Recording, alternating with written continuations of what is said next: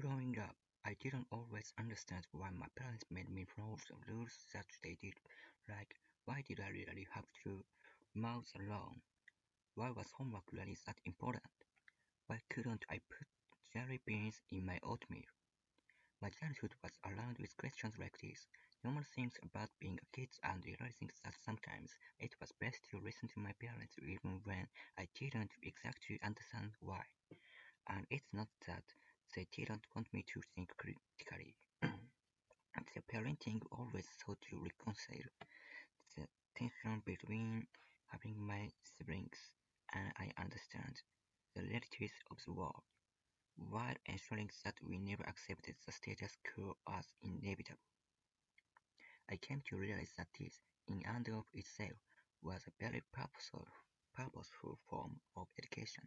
One of my favorite educators, Brazilian author and scholar Paulo Freire, speaks quite explicitly about the need for education to be used as a tool for critical awakening and shared humanity.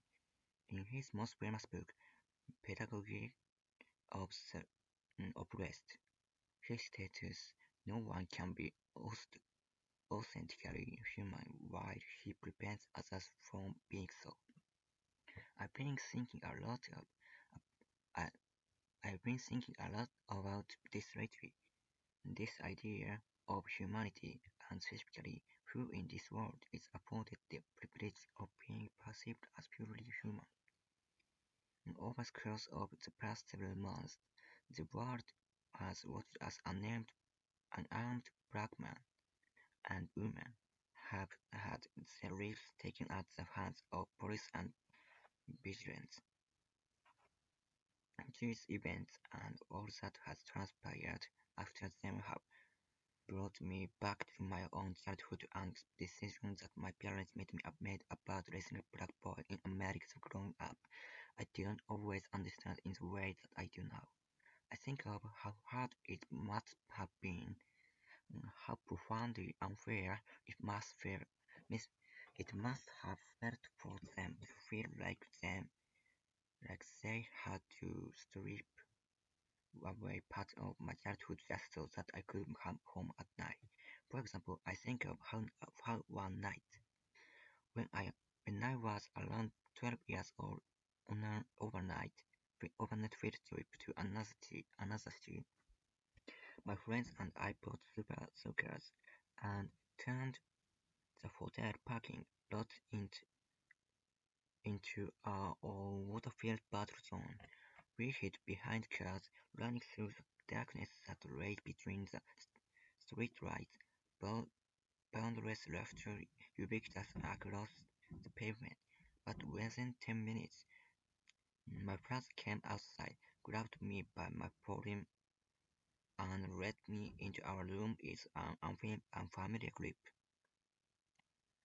Before I could say anything, tell him how foolish he had made me look in front of my friends, he, he derided me for being so naive, looked me in the eye, fear consuming his face, and said, "Son, I'm sorry, but you can't act the same as your white friends. You can't pretend to shoot gun. You can't run around in the dark. You can't hide behind anything other than your own teeth."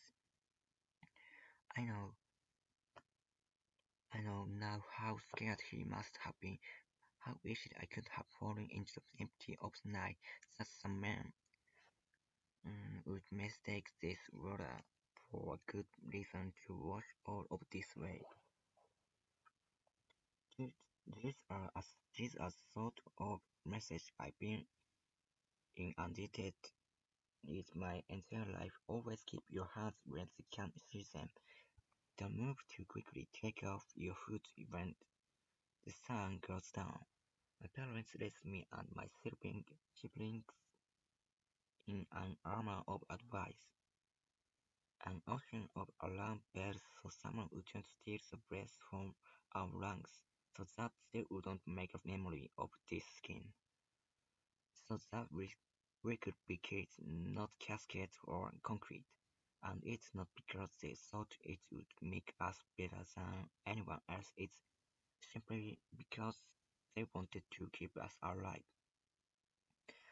All of my black friends were raised with the same message talk given to us when we became old enough to be mistaken for nail ready to be hammered to the ground. When people made our melanin synonymous with something to be feared. But what does it do to a child to grow up knowing that you can't simply be a child? That dreams of adolescence are too dangerous for your brains. That you can't simply be curious. That you are not afford the luxury of making a mistake that someone's implicit bias might be the reasons you don't wake up in the morning. But this can't be what defines us, because we have parents who raised us to understand that our bodies weren't meant for the black side of the bullet, but for flying kites and jumping ropes and laughing until our stomach burst. We had teachers who taught us how to raise our hands in class, and not just to signal surrender, and that the only things The only thing we should give up is the idea that we aren't worthy of this world. So when we say that Black Lives Matter, it's not because others don't. It's simply because we must affirm that we are worthy of existing without fear, where so many things tell us we are not. I want to live in a world where my son will not be presumed guilty the moment he is born, where a toy in his hand isn't mistaken for anything other than a toy, and I refuse to accept that we can't rebuild this world into something new, some place where a child's name doesn't have to be written on t-shirts, or a tombstone where the value of someone's life isn't determined by anything other than the fact that they had lungs, a place where everything one of us can breathe. Thank you.